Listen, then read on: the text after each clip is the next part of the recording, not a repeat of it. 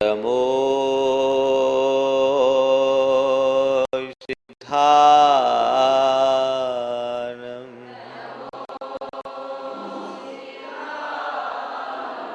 अळमो आयरियाणं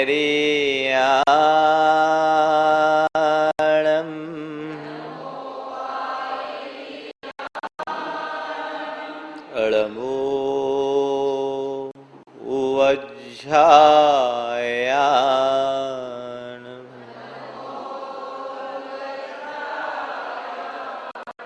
अळमोलोये सवशाहुणम्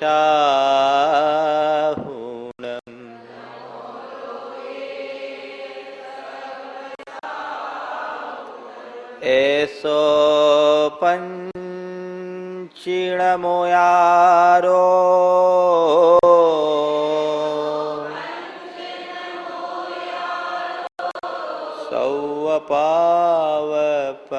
सौवपावपणाशनो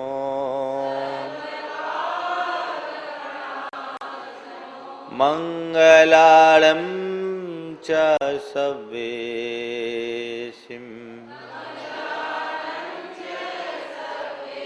और मम होई मंगलम। जय बोलो देवादिदेव 1008 श्री भगवान महावीर स्वामी की, अहिंसा परमो धर्म की, परम पूज आचार्य गुरुवर श्री विद्यासागर जी महाराज की।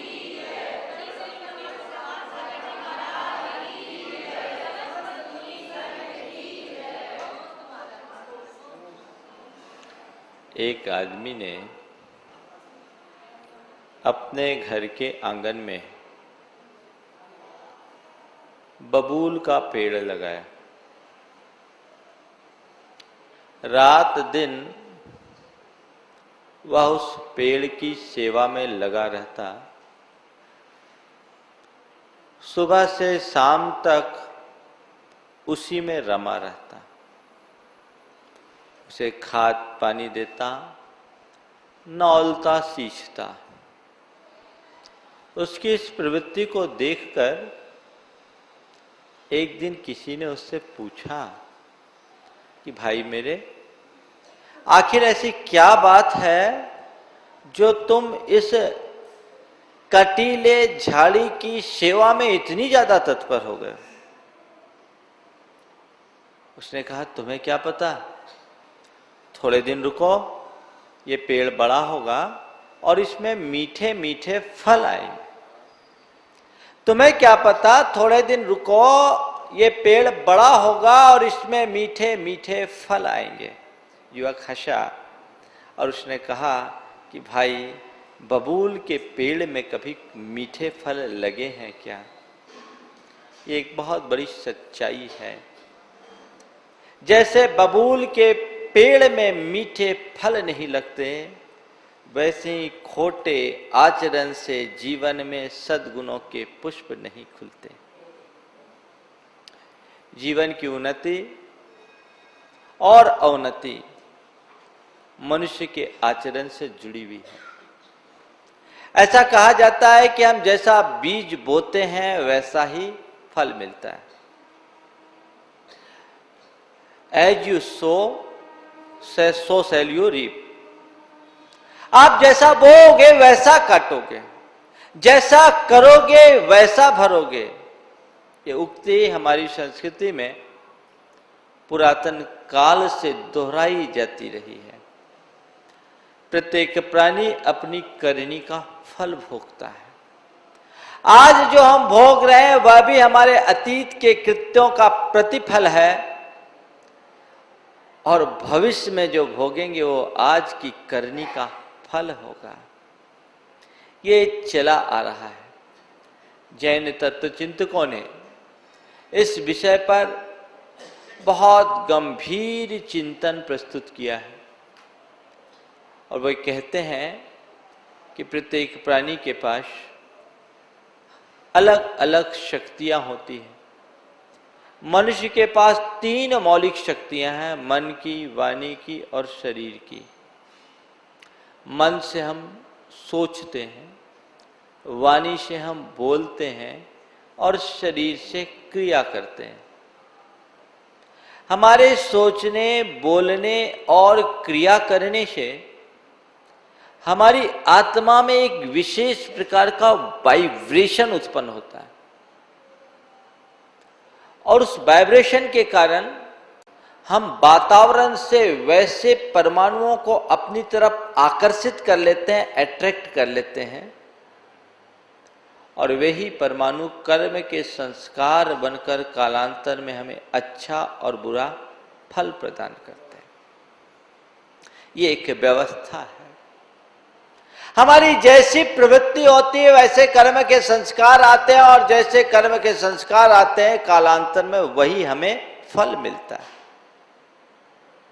एक्शन हुआ, रिएक्शन हुआ, प्रवृत्ति हुई, परिणाम जुड़ा। मन से, वचन से और शरीर से हम किसी न किसी रूप में कोई ना कोई प्रवृत्ति 24 घंटे करते हैं और प्रवृत्ति के अनुरूप परिणाम हमारे साथ 24 घंटे जुड़ा रहता है। प्रवृत्ति शुभ भी होती है और अशुभ भी होती है। जब हम मन में अच्छे विचार रखते हैं तो उस समय हमारा मन शुभ परमाणुओं को आकर्षित करता है जो हमें अच्छी अनुभूति देता है और अच्छे परिणाम भी। जब हम मृदुभाषी होते हैं, अपने वचनों का सदुपयोग करते हैं, शुभ वचन बोलते हैं, तो उस समय भी ऐसे ही कर्म के संस्कार आकर्षित होते हैं जो शुभ फल प्रदान करते हैं। और जब हम शरीर से शुभ कार्य करते हैं तो उसका भी फल हमें अच्छा मिलता है।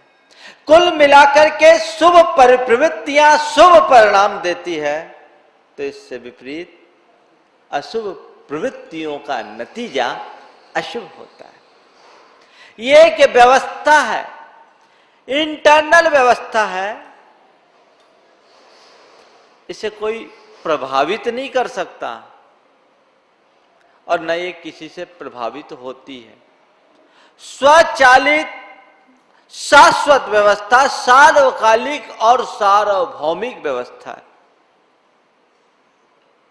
हम जैसा सोचेंगे, जैसा बोलेंगे, जैसा करेंगे वैसा परिणाम पाएंगे। अच्छे का नतीजा अच्छा और बुरे का फल बुरा, ये दोनों साथ साथ चलते रहते हैं। इसमें एक पल का भी अंतर नहीं होता। ये सारा सिस्टम ठीक वैसा ही है जैसा कि मैं यहां बोल रहा हूं और सामने सब रिकॉर्ड हो रहा है। जो बोल रहा हूं, जैसा बोल रहा हूं, रिकॉर्ड भी वैसा ही हो रहा है। अच्छा बोलने पर अच्छी रिकॉर्डिंग होती है और बुरा बोलने पर जो रिकॉर्डिंग होगी वो बुरी होगी। अगर कोई गीत गाता है तो उसमें गीत रिकॉर्ड होती है और यदि कोई गालियां देता है तो गालियां रिकॉर्ड होगी। मैं आज जो बोलूंगा, जिस क्रम से बोलूंगा और जितना बोलूंगा वही वहां और उतना ही रिकॉर्ड होगा। जब उसके कैसेट को हम उलट पलट करके देखेंगे तो हमें उसमें दिखाई कुछ भी नहीं पड़ेगा, बस एक रिबन जैसा दिखेगा। दिखाई कुछ भी नहीं पड़ता, लेकिन जब भी उसे सिस्टम में लगा करके प्ले करते हैं तो सुनाई सब कुछ पड़ता है। संत कहते यही स्थिति कर्मों के साथ है। कर्म के संस्कार दिखाई नहीं पड़ते लेकिन उसे भोगना जरूर पड़ता है। मनुष्य की स्थिति बड़ी विचित्र है। वो बुरा कभी नहीं चाहता लेकिन बुरे कार्यों से बचने की कोशिश नहीं करता। तुम्हारे स्टेप में तो एक सिस्टम है रिवर्स करने की, फॉरवर्ड करने की और पूरी तरह से मैटर को डिलीट करने की भी व्यवस्था आपने बना रखी है, लेकिन भीतर के टेप में ऐसा कोई सिस्टम नहीं है जिससे कि आप अपने अच्छे दिन को रोज रोज रिवर्स करके लौटाते रहो और बुरे दिन आए तो उसको फॉरवर्ड कर दो। ऐसा सीधा साधा कोई सिस्टम नहीं। वहां तो वही सुनने को बाध्य होना पड़ेगा, जो रिकॉर्डेड है वो वही सुनाएगा, वही दिखाएगा। और ये मैंने तो गीत चाहा था, ये गाली कहां से आ गई? हे भगवान, ये कैसे आ गया? संत कहते हैं सावधान हो, सावधान हो, थोड़ी आवाज पहचानो। ये आवाज किसकी है? थोड़ा झांक कर देखो और गौर से देखो। अब तो ये तुम्हारा चित्र भी दिखा रहा है, ये तस्वीर किसकी? तुम्हारी तस्वीर है और तुम्हारी आवाज है। काश उस समय तुम जागरूक रहते जब रिकॉर्डिंग चल रही थी। उस समय तो तुम बेहोशी में थे, और रिकॉर्डिंग के समय में तुम बेहोशी में रहोगे तो रिकॉर्ड तो वही होगा जो हो रहा है। बंधुओं, मैं आपसे केवल इतना ही कहना चाहता हूं, रिकॉर्डिंग 24 घंटे चल रही है। जब किसी के सामने कैमरा होता है तो एकदम अलर्ट हो जाता है, इसलिए कि फोटो खराब ना हो जाए, होता है ना। कैमरा सामने होते ही आदमी एकदम अलर्ट हो जाता है, फोटो ना बिगड़ जाए। संत कहते 24 घंटा कैमरा तुम्हारे साथ है और 24 घंटे अवेयर रहो कहीं फोटो न बिगड़ जाए, रिकॉर्डिंग खराब ना हो जाए। ये कैमरा दिखाई पड़ता है और इसके सिस्टम से हम रोज रोज रूबरू होते हैं, इसलिए इसके प्रति सावधान हो जाते हैं। पर भीतर का कैमरा और भीतर का सिस्टम हमारी आंखों के सामने नहीं रहता, इसलिए हम उसके प्रति निश्चिंत रहते हैं। संत कहते हैं भीतर की व्यवस्था को समझिए। ये कर्म की व्यवस्था है, 24 घंटे चलती है। जो मनुष्य इस व्यवस्था को जानता है, जिस मनुष्य का विश्वास इस व्यवस्था पर जम जाता है, वो हमेशा चौकन्ना रहता है। और जो इससे अनभिज्ञ है वो गाफिल होकर के सोता रहता है। जिस संसार में हम जी रहे हैं, हर व्यक्ति चाहता है कि मेरा जीवन सुखी हो, मेरा जीवन समुन्नत बने, मेरा जीवन समृद्ध हो, संपन्न हो, मुझे किसी प्रकार का दुख, कष्ट, प्रतिकूलता, अभाव का सामना न करना पड़े। हर व्यक्ति चाहता है, लेकिन ये भूल जाता है कि जीवन में अच्छाई और बुराई का मूल निमित्त क्या है। आज हमारा संपूर्ण जीवन हमारे कर्म का ही परिणाम है।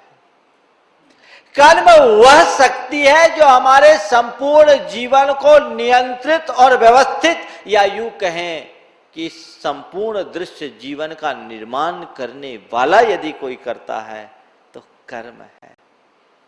हमारा जो भी वर्तमान है वह सब हमारे अतीत के कृत्यों का प्रतिबिंब है। हमारा वर्तमान अतीत के कृत्यों का प्रतिबिंब है और आज भविष्य के चित्र का आधार बनेगा। आज हम चाहें तो वैसा सब कुछ होगा। संत कहते हैं मनुष्य को यहां 2 बातें समझने की जरूरत है।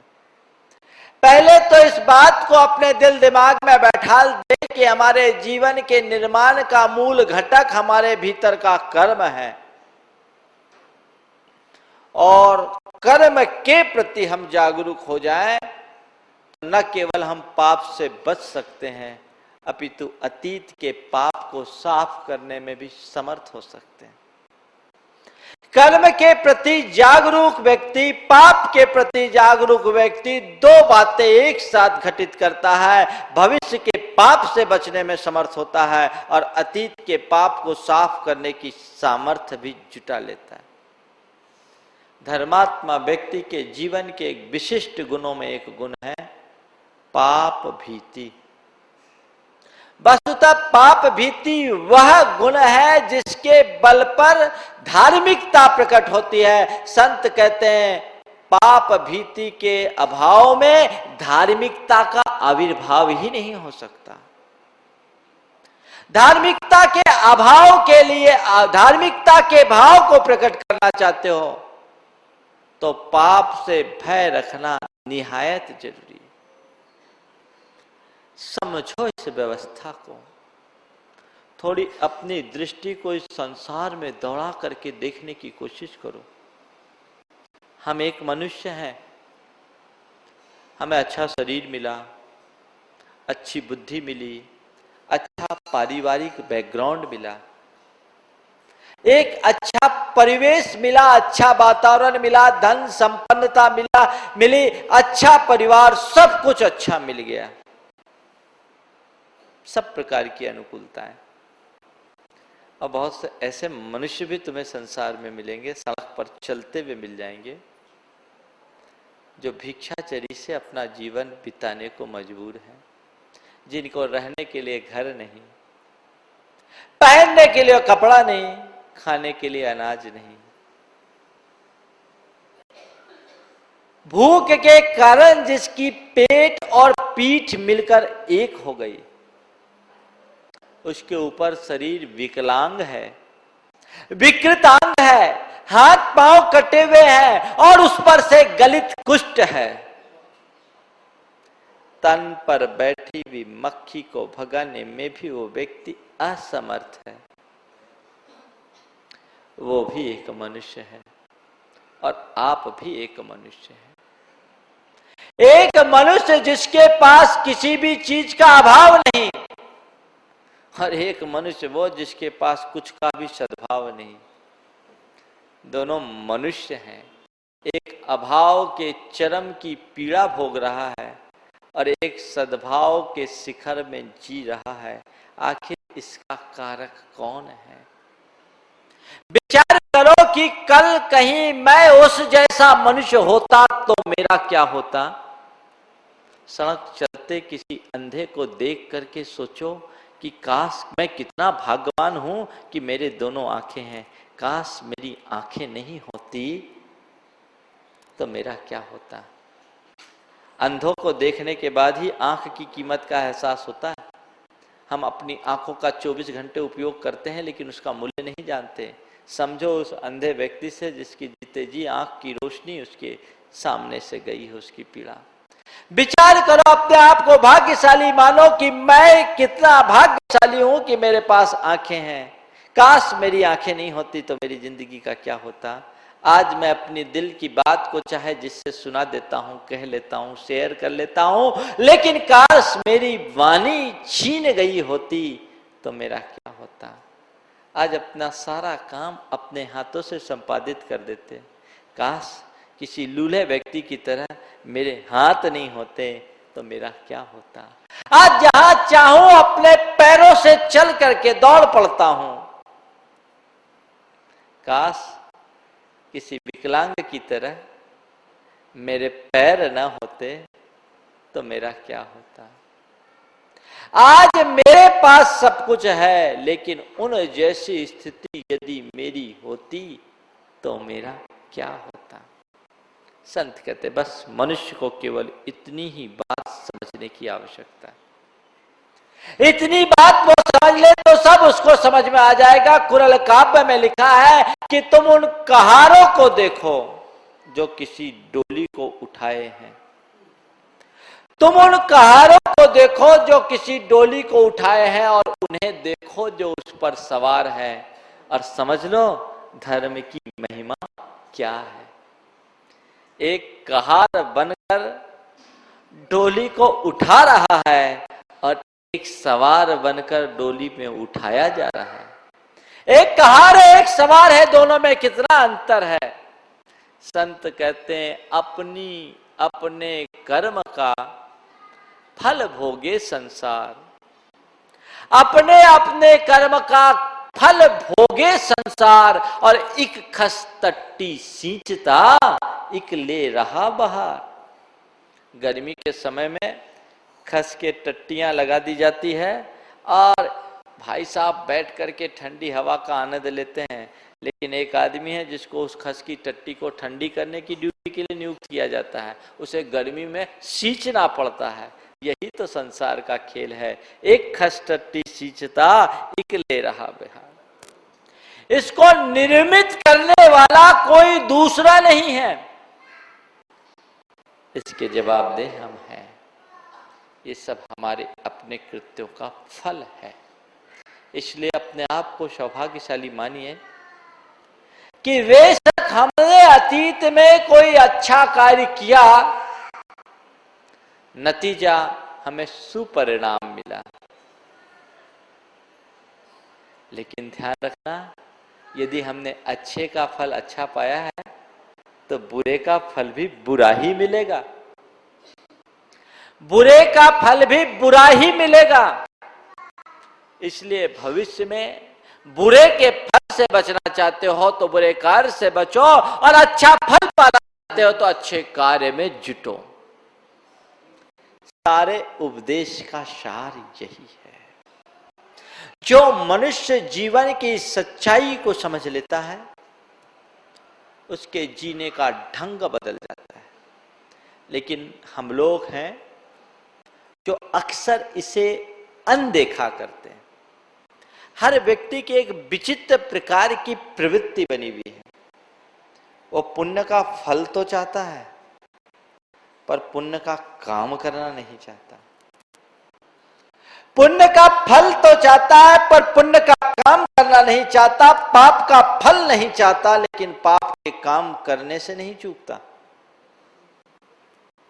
संसार में एक भी आदमी ऐसा नहीं मिलेगा आपको जो नरक जाना पसंद करता है। क्या यहां कोई एक भी जो कहे कि मैं नरक जाऊं? कोई नहीं करे। नरक जाना संसार में कोई पसंद नहीं करता। शायद इसीलिए मर जाने के बाद हर आदमी स्वर्गीय हो जाता है। जितने मरते सब स्वर्ग में ही जाते हैं क्या? लेकिन लिखा ही जाता है स्वर्गीय श्रीमान, और किसी को नरगी बोल भी मत देना, नहीं तो मुश्किल खड़ी हो जाएगी। सब स्वर्गीय। ये हमारे भीतर की एक मानसिकता का उदाहरण है कि चाहते तो सब स्वर्ग है, पर करते क्या है? संत कहते हैं नार की जीवन जीने वाले व्यक्ति को केवल नरक में ही जगह मिलती है, स्वर्ग में स्थान केवल उन्हें मिलता है जो दिव्य जीवन जीते हैं। अच्छा आचरण करोगे तो तुम्हें स्वर्ग की सीढ़ी पर चढ़ने का सौभाग्य मिलेगा। बुरा काम करने वाले को कुछ नहीं मिलेगा। एक आदमी सपने में मरा, स्वर्ग पहुंचा। काम आदमी कैसा ही करे, सपने तो स्वर्ग की देखता है। अब वहां उसका लेखा जोखा निकाला गया, तो कहते हैं कि जब उसका रिकॉर्ड देखा गया तो कुछ खास बात नहीं मिली। अब उसको कहां भेजा जाए, बड़ी दुविधा हो गई। तो उसने कहा गया, भैया ये बताओ कि तुमने अपने जीवन में कोई पुण्य का कार्य किया है? तुमने अपने जीवन में कोई पुण्य का कार्य किया है क्या? वो पशुपेश में पड़ गया। क्या बोलूं, कौन सा पुण्य का कार्य किया? याद करते करते उसने कहा, हाँ मैंने एक पुण्य का कार्य किया। बोले क्या? बोला एक बार सड़क चलते मुझे अठन्नी मिली थी, उससे चवन्नी में एक भिखारी को दान दिया था। अठन्नी मिली थी, उसमें से चवन्नी मैंने एक भिखारी को दान दिया था। उसने कहा हाँ लिया था, वापस लिया। चवन्नी दान किया, चवन्नी वापस लिया। बोले हद हो गई, चवन्नी दान करके तुम स्वर्ग में जाओगे, जाओ नरक में। ये मिली हुई चवन्नी और खोटी अठन्नी को देकर के असली चवन्नी वापस लिए, तो तुम पाओगे क्या? बंधुओं, ये तो केवल एक उदाहरण है, पर हम अपने मन को टटोल करके देखें कि हम वस्तुतः कर क्या रहे हैं, हम जी कैसे रहे। पाप के प्रति भीति का परिणाम रखना एक बहुत बड़ा गुण है।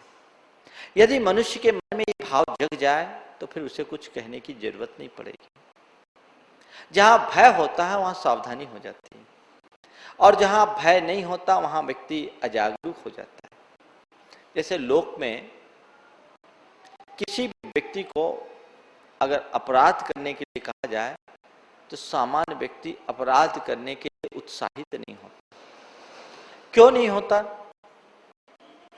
सामान्य व्यक्ति अपराध करने के लिए उत्साहित नहीं होता। क्यों नहीं होता? केवल इसलिए कि अपराध करूंगा तो जेल जाऊंगा, मेरी बदनामी होगी, मेरी प्रतिष्ठा जाएगी, मेरे परिवार पर संकट आएगा, मेरा कैरियर चौपट हो जाएगा। इस सामान्य व्यक्ति जिसे अपराध से भय है वो कभी भी अपराध करने को उत्साहित नहीं होता। हाँ, लेकिन अपराध ही जिनका पेशा बन गया है उनके लिए कोई फर्क नहीं पड़ता। वो बड़े से बड़े अपराध को सहजता में अंजाम दे देते हैं। एक स्थान पर एक जेल के जेलर थे, बड़े अच्छे आध्यात्मिक विचारधारा के थे और हमारे बड़े अनुरागी थे। उन्होंने मुझसे आग्रह करके जेल में प्रवचन कराया। गया, वहां के लोगों के जितनी कैदियों की स्थिति देखी वो अन्य जेलों से बिल्कुल हट करके थी। मैंने ऐसे जेलर साहब से कहा कि जेलर साहब, ये तो बड़े विचित्र किस्म के लोग दिखते हैं। तो उन्होंने कहा, महाराज ये सब कैजुअल लीव में आए। बोले कैजुअल लीव में आए, अपराध इनका पेशा हो गया। ये अपराध करते हैं और जेल में आके सुरक्षित हो जाते, फिर छूट जाते हैं। ऐसे लोगों की बात मैं नहीं कर रहा हूं। जिनको अपराध से भय नहीं, वो बड़े से बड़े अपराध की भी परवाह नहीं करता, पल में कर देता है। लेकिन जिस व्यक्ति को अपराध का भय लगता है वो छोटे से अपराध के पीछे भी बहुत सोचता है। बस बंधुओं, यही स्थिति पाप की है। जिस मनुष्य के मन में पाप से कोई भय नहीं, वो 24 घंटे पाप में ही निमग्न रहता है। लेकिन जिस मनुष्य के मन में पाप से भीति होती है वो पाप करने में बहुत सुख चाहता है। धर्मात्मा की यही पहचान है, वो पाप से भीति का भाव रखता है। उसके मन में एक भय व्याप्त होता है कि अगर मैं पाप करूंगा तो इसका परिणाम मुझे क्या होगा। संत कहते हैं, आप अपराध से तो डरते हो, पाप से भी डरो। अपराध से डरते हो, पाप से भी डरो। ध्यान रखना, अपराध की सजा देने के लिए कोर्ट है और कानून है। वहां आपको सजा मिलती है इसलिए आप डरते हो। लेकिन फिर भी अपराध की बात कुछ, आज की कानून की व्यवस्था इतनी लचर है कि अपराध करने के उपरांत भी अपराधी खुलेआम घूम सकता है, वो सजा मुक्त हो जाता है। और कभी कभी निरपराधी भी सजा का पात्र बन जाता है। ये बाहर के कानून में ऐसी व्यवस्था है, पर भीतर के कानून में ऐसी कोई व्यवस्था नहीं कि तुम पाप करो और बच जाओ। बाहर के अपराध में अपराध होने के बाद उसकी ट्रायल चलती है, तब जाकर के उसकी सजा सुनिश्चित की जाती है और सजा देने वाला कोई दूसरा जज होता है। पर संत कहते हैं पाप के साथ सिस्टम कुछ और है। यहाँ पाप करते ही सजा मिल जाती है और सजा देने वाला भी कोई नहीं और दूसरा नहीं होता। जो पाप करता है वही सजा पाता है और उसे ही भोगना ही पड़ता है। बड़ा अंतर है बाहर के कानून में और भीतर के कानून में। आज से कुछ वर्ष पूर्व मैं भोपाल के पास भोजपुर में था। वहां चातुर्मास चल रहा था। सुबह से मेरे पास अखबार आया, उसकी मुख्य पृष्ठ में 2 मुख्य खबरें छपी हुई थी।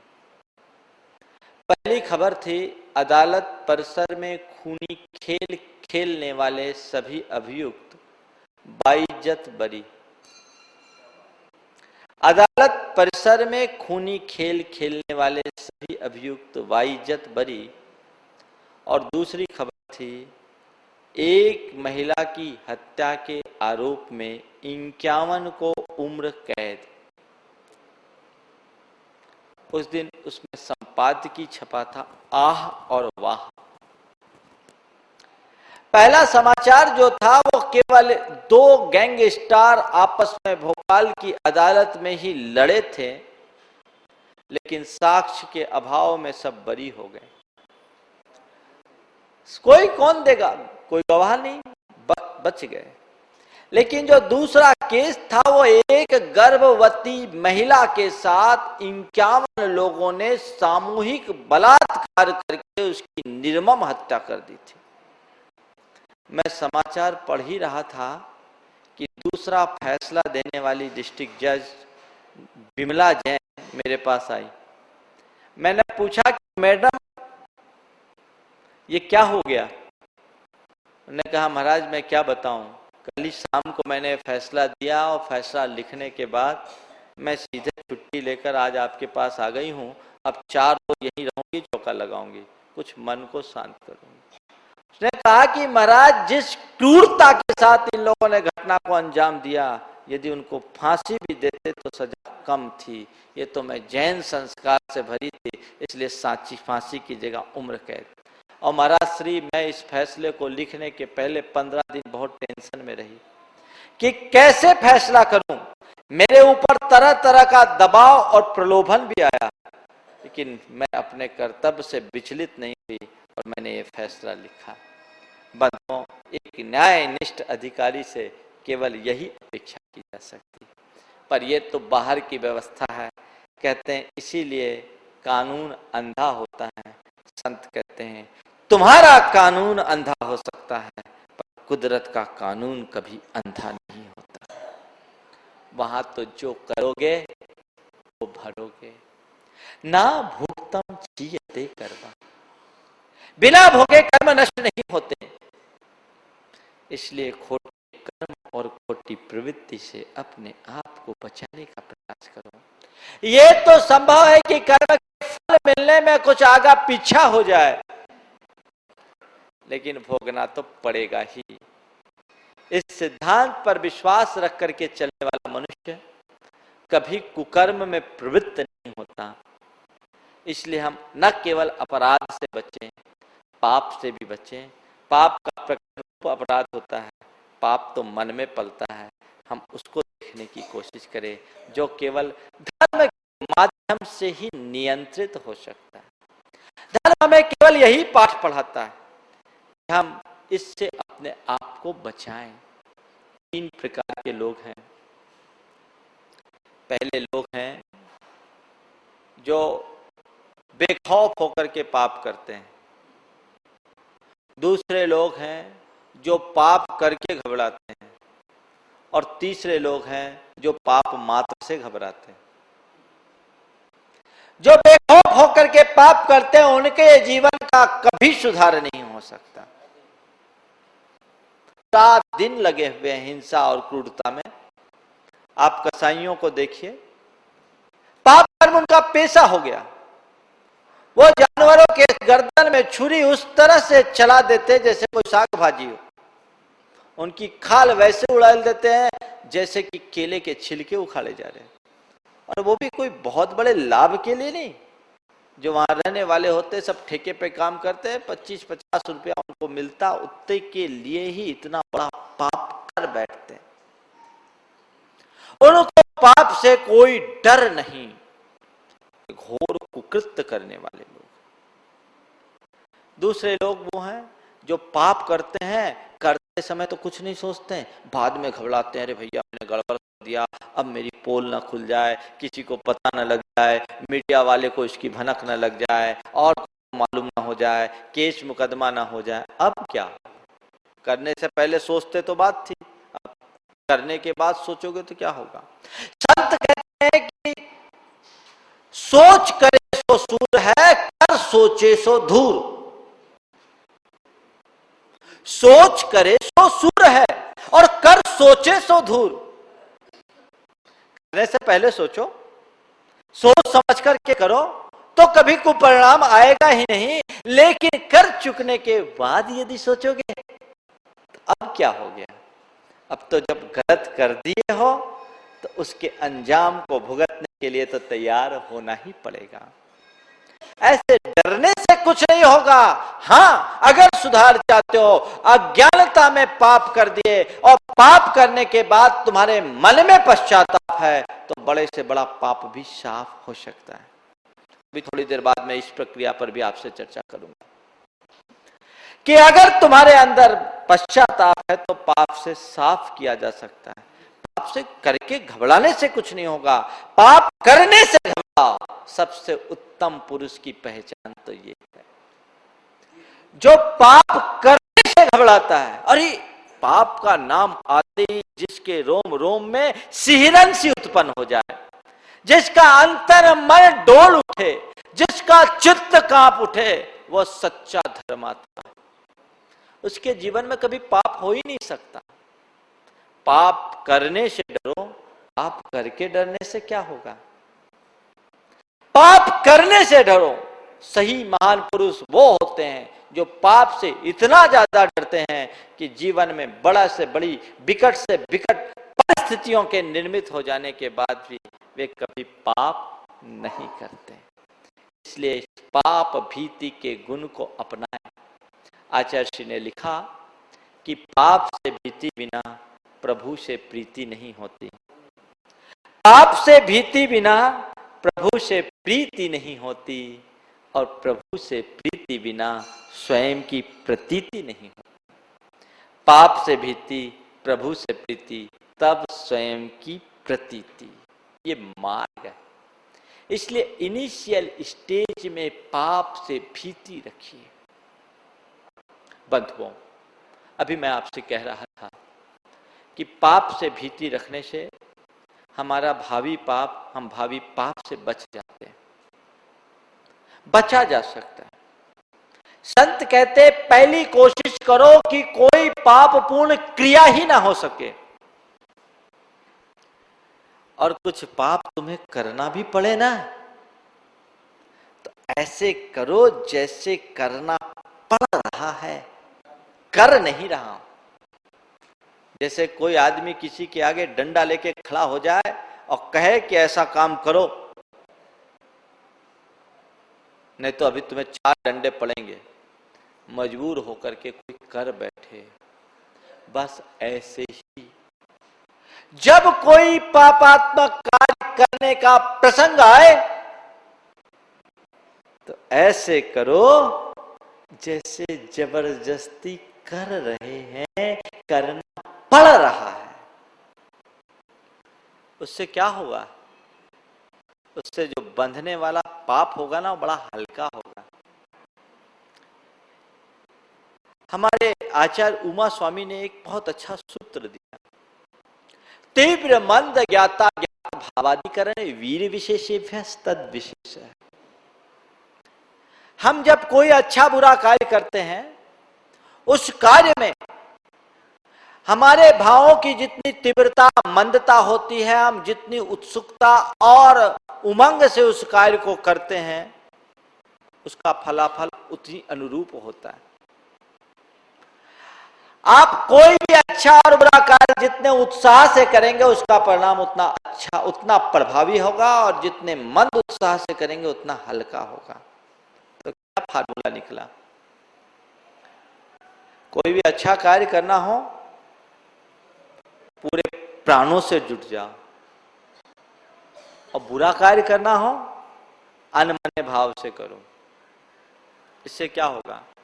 पूरे प्राण से शुभ कार्य करोगे तो बंधने वाला पुण्य बहुत गाढ़ा होगा, और अनमने भाव से पाप करोगे तो बंधने वाला पाप बड़ा हल्का होगा। लेकिन आप लोग इस सूत्र को अपनाते तो हो, पर अपने ढंग से। अच्छे कार्य को मन मार के करते हैं और बुरे कार्य को पूरे मन से करते हैं। यही तो कमजोरी है। अच्छे कार्य को करोगे मन मार के और बुरे कार्य को करोगे पूरे मन से, तो क्या काम होगा? नतीजा क्या निकलता है? पतला पुण्य कमाते हो और गाढ़ा पाप, और वो पाप पक कर सामने आता तो रोना रोते, हे भगवान मैंने कौन सा पाप किया था, किसी दूसरे का पाप थोड़ी मिल रहा है, तुम्हारा ही अपना पाप। मैंने तो सपने में भी नहीं सोचा था, नहीं सोचा होता तो मिलता थोड़ी। संत कहते हैं बस ये दृष्टि अपने अंदर विकसित कर लो। पाप की प्रगाढ़ता से बचने का यही एक मार्ग है, पाप भीति। देखिए, आप बीमार पड़ते हैं तो दवाइयां खाते हैं।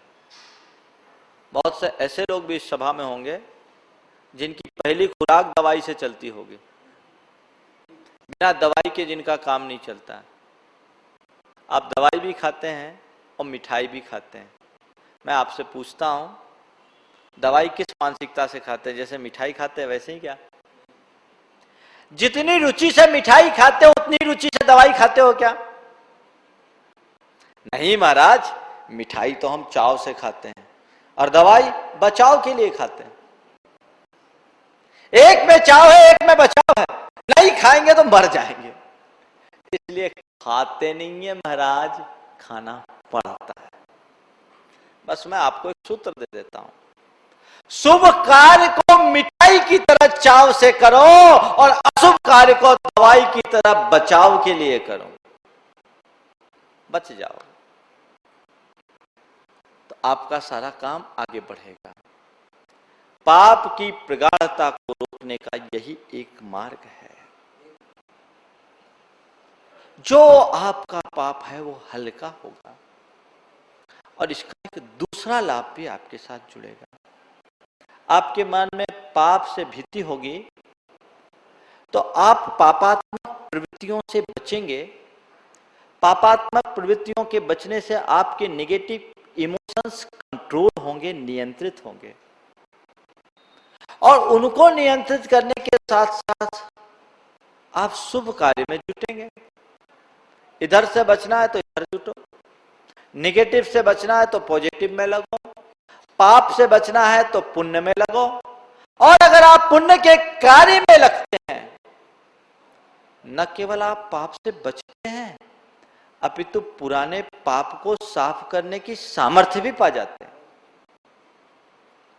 बंधुओं, हमारे विचारों से ही सारा खेल जुड़ा है। जब मनुष्य के अंदर शुभ भाव और विचार उत्पन्न होने लगते हैं तो उसके भीतर शुभ संस्कार जमने लगते हैं और एक अच्छा चित्र निर्मित होने लगता है। जो अंदर की गड़बड़ियां हैं वो सब दूर होने लगती है। शुभ भाव और विचार में वो ताकत है जो हमारे भीतर के अशुभ संस्कारों को नष्ट करते हैं। आज के जो चिंतक हैं जो इस पर बहुत विचार करते हैं वे तो आज इस बात को बोलने लगे हैं लॉ ऑफ अट्रैक्शन के नाम से। हमारे जैन तत्व चिंतकों ने बहुत पहले ही इसका विधान कर दिया कि शुभ भाव के बल पर अशुभ भाव को, अशुभ कर्म को संक्रमित किया जा सकता है। आज वो कहते हैं कि आप अपने भीतर की पॉजिटिविटी को बढ़ाइए, शुभ भावों को बढ़वाइए और अपनी फ्रीक्वेंसी को चेंज कर लीजिए। आपके भीतर का जो गलत चित्र है वो परिवर्तित हो जाएगा और उसका आधार बनेगी आपकी फीलिंग्स। आपका चित्र भी बदलेगा और चरित्र भी बदलेगा। इस तरह अपनी दृष्टि होनी चाहिए। पाप से बचने का ये सुगम मार्ग है, एक बहुत महत्वपूर्ण गुण है।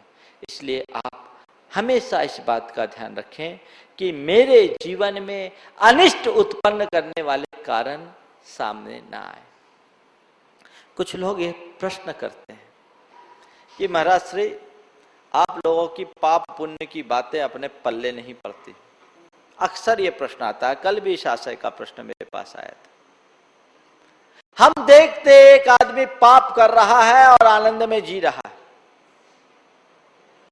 और दूसरा व्यक्ति बड़ा पुण्यात्मा है लेकिन अभावों में जी रहा है। हम कैसे माने कि पाप का फल बुरा और पुण्य का फल अच्छा? बहुत सारे प्रश्न उठते हैं।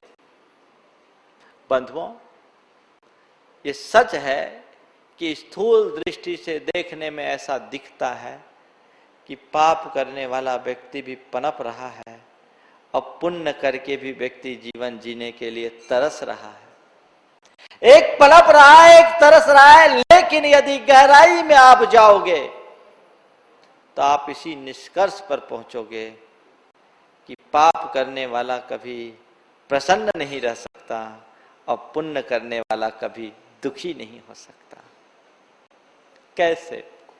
सबसे पहले तो पाप और पुण्य के प्रति हम अपनी दृष्टि को बदलें। पाप और पुण्य का धन संपन्नता और विपन्नता से सीधा संबंध नहीं है।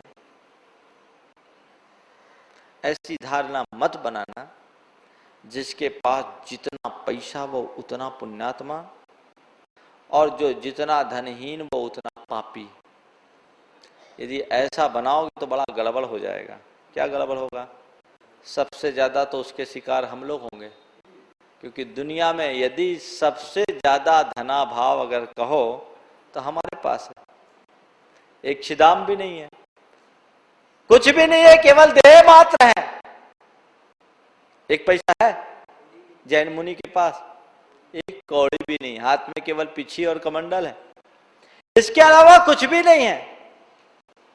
तो क्या मानोगे? सबसे ज्यादा धनहीन है तो सबसे ज्यादा पापी, और जितने बड़े बड़े धन्ना सेठ है वो सब पुण्यात्मा। मानने को राजी हो? नहीं, ऐसी धारणा मत बनाना। पाप और पुण्य का सीधा संबंध धन संपन्नता और विपन्नता से नहीं है।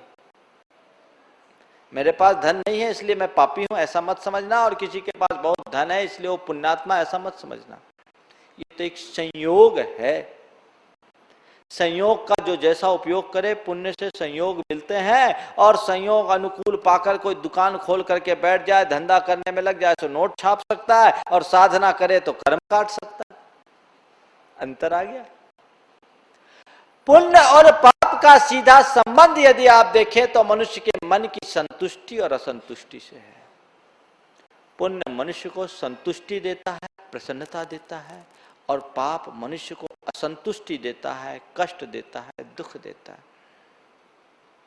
दुनिया में जिन तथाकथित लोगों को पाप करते हुए भी आप पनपते हुए देख रहे हैं, थोड़ा गहराई से उनके जीवन में झांक कर देखोगे तो आप पाओगे कि उनके जीवन में जितनी ज्यादा आकुलता और अशांति है, संसार में शायद ही किसी के पास। वे ढंग से न खा पाते हैं न सो पाते हैं। कई प्रकार का भय उनके मन में व्याप्त होता है। हर व्यक्ति से डरते, अपने बच्चे से डरते, और कभी कभी तो खुद से भी उनको भय रहता है। लेकिन कोई पुण्यात्मा जीव है, सत्कार में विश्वास करने वाला जीव है, अभाव के मध्य रहते हुए भी वो प्रसन्नता से जी सकता है। उसके मन में न कोई लालसा है, न आकुलता, न अशांति। इसलिए पुण्य ने कभी गलत परिणाम दिया, ये तो संभव ही नहीं। फिर जैसे आप किसी शहर में गए, आप देखते हैं कि एक आदमी के लिए अच्छे बड़े बड़े गेट लगाए गए हैं, और उसका जगह जगह स्वागत हो रहा है, माला पहनाए जा रहे हैं, फूल बरसाए जा रहे हैं। इस दृश्य को देखकर आप क्या अनुमान लगाओगे? जरूर इस आदमी ने कोई अच्छा कार्य किया है, इसलिए इसे इतना मान सम्मान मिल रहा है। दूसरी तरफ आप देखते हैं कि एक युवक का मुंह काला किया गया है, उसे जूते चप्पल की माला पहनाई जा रही है, और गधा पर बैठा करके घुमाया जा रहा है। आप क्या निर्णय लेंगे? यही ना कि जरूर इस आदमी ने कोई बुरा कार्य किया है, जिसका परिणाम ये भोग रहा है। यही समझेंगे ना? बुरा कार्य किया है, उसका परिणाम ये भोग रहा है। बस बंधुओं, मैं आपसे इतना ही कहना चाहता हूं कि यदि कोई व्यक्ति आज फलता फूलता दिख रहा है तो ये मान करके चलना कि अतीत में इसने कोई अच्छे कार्य किए, इससे फल फूल रहा है। और कोई व्यक्ति अगर आज अभाव में जी रहा है तो ये मान करके चलना कि इसने अतीत में कोई बुरा कार्य किया था, इसलिए आज कष्ट पा रहा है। तो अगर वो पा रहा है तो हम भी पाएंगे। महाराज तुरंत फल क्यों नहीं मिल जाता? तत्काल फल मिल जाए तो कितना अच्छा है। ध्यान रखना, यदि तत्काल फल मिलने लगे ना, हमारा जीना ही मुश्किल होगा। जो लोग कहते हैं कि पुण्य और पाप का फल तुरंत मिलने लगे तो हमारा विश्वास कितना बढ़ जाएगा, थोड़ा अपने मन को टटोल करके देखना, 24 घंटे में पुण्य कितनी देर करते हो और पाप कितना करते हो, हिसाब लगाना। और तुम्हारे सुबह से शाम तक के सारे पापों का और पुण्यों का फल एक साथ मिले तो पाप का पलड़ा इतना भारी हो जाएगा कि पुण्य का हाथ ही पता नहीं लगेगा। विचार करो, ये तो बढ़िया है, ये प्रकृति की व्यवस्था है कि वो बैलेंस शीट अंदर बनते रहती है, एक साथ सब नहीं मिलता। समझ गए? पाप और पुण्य का ये चक्र चलता है अपनी अपनी व्यवस्थाओं के अनुरूप। हमारी ये जवाबदेही है कि हम इसके प्रति सावधान हों, जागरूक हों, अशुभ से अपने आप को बचाने की कोशिश करें, शुभ विचारों में अपने आप को निमग्न करने का प्रयास करें। बंधुओं, हम महान पुरुषों के जीवन चरित्र को पलट करके देखने की कोशिश करें। महान महान आत्माओं का भी पाप से पीछा नहीं छूटा। तीर्थंकर ऋषभदेव जैसे को भी 6 महीने तक निराहार रहना पड़ा थोड़े से पाप की खातिर। श्री कृष्ण जो नारायण थे, उन नारायण के जीवन में भी कितने पाप का उदय आया कि जन्म लेते ही मां का दूध नहीं पी पाए, जिन्हें कारावास में जन्म लेना पड़ा और मरते समय भी उन्हें कोई पानी नहीं पिला सका। ये श्री कृष्ण, उनके पाप का उदय आया कि जन्म लेते ही 6वें दिन बेटे का अपहरण हो गया। वो श्री कृष्ण जिनको न जाने कंस और जरासंध ने कितनी बार मारने का कुचक्र रचा, लेकिन फिर भी बंधुओं पाप उनके साथ था तो पीछे पीछे पुण्य भी चल रहा था। तो जब जब आपत्ति आई, पाप आपत्ति लेकर आया और पूर्व में किए गए किसी पुण्य का ऐसा योग आया कि वो आपत्ति को भी संपत्ति में परिवर्तित करता गया। श्रीपाल के चरित्र को पढ़ करके देखो, एक चलचित्र की तरह देखेगा कि श्रीपाल ने अपने अज्ञानता के कारण जब जब पाप का कार्य किया, उसको अपने जीवन में उसी अनुरूप पाप का फल भोगना पड़ा। लेकिन श्रीपाल के साथ एक अच्छाई जुड़ी थी कि तुरंत पाप करते ही उसे अपराध बोध हुआ, अपनी निंदा गढ़ा की, पश्चाताप किया, शुभ कार्य किया। नतीजा ये निकला कि उससे बंधा हुआ पुण्य उसका संरक्षक बनता गया।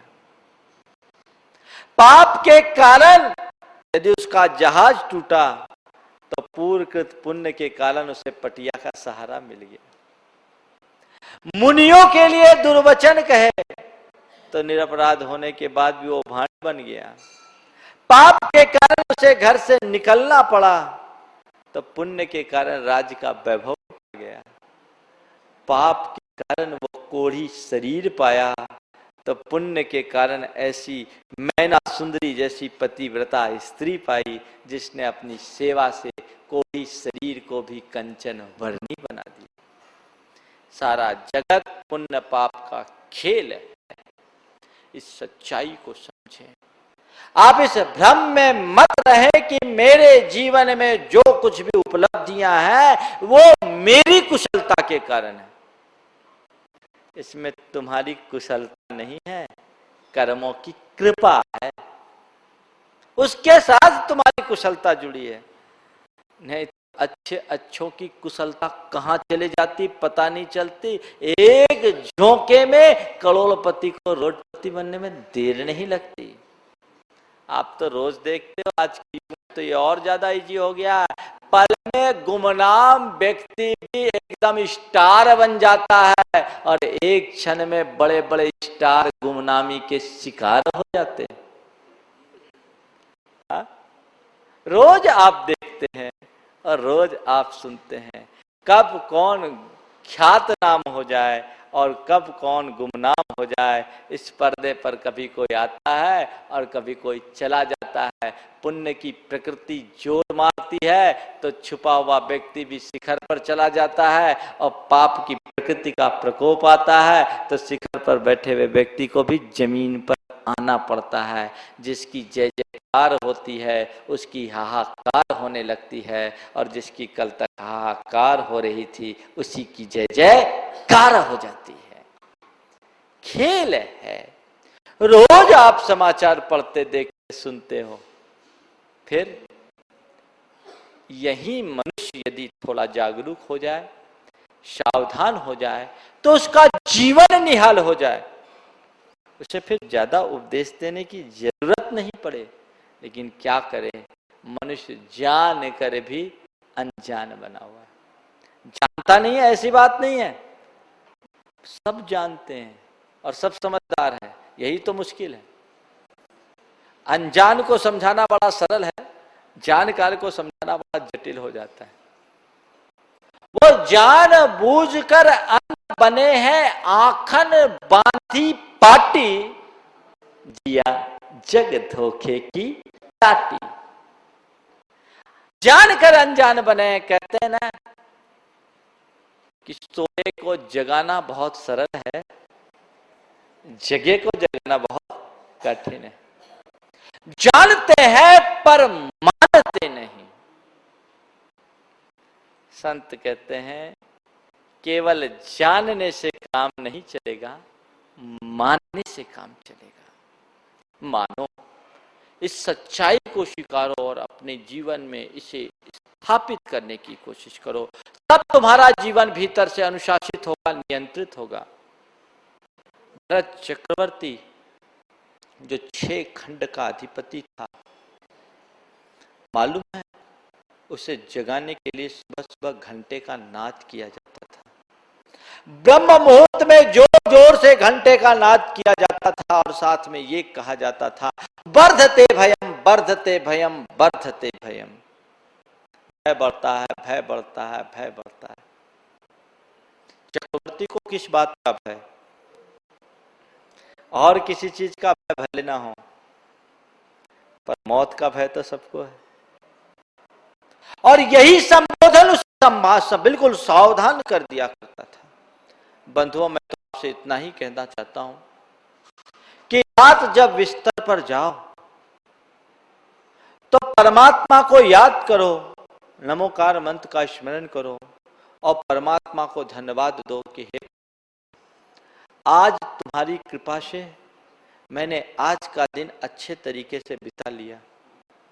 हे प्रभु, तुम्हारी कृपा से आज का दिन मैंने अच्छी तरह से बिता लिया। अब रात मैं सो रहा हूं, इस बीच यदि मेरे जाने की बारी हो तो इतनी कृपा कर देना कि मुझे जगा देना, ताकि मैं जाते जाते तुम्हारी छवि को निहारता हुआ जाना चाहता हूं। और सुबह जब आंख खोलो तो आंख खोलते ही मन को खुशियों से भरो और प्रभु परमात्मा को धन्यवाद दो। आंख खोलते ही मन को खुशियों से भरो और प्रभु परमात्मा को धन्यवाद दो, और कहो कि प्रभु, आज तेरी कृपा से मैंने अपने जीवन का एक नया दिन पाया है।